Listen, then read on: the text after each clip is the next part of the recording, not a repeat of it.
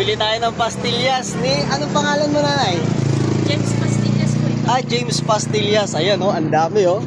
So, tinikman namin yung pastillas ni nanay. Legit na gatas ng kalabaw ginamit nila. Ayan, oh. Ayan, baka mapadaan kayo dito sa pastillas ni nanay. Sa pastilyasan ni nanay. Yung pampasalubong, masarap na pampasalubong. So, may tapat lang siya ng bones. Ayan. Kaway-kaway! So, let's go. Thank you, Nay. So, nabitin tayo.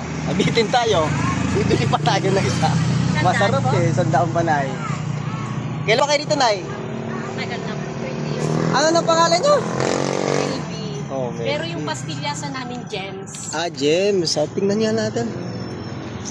Ayun.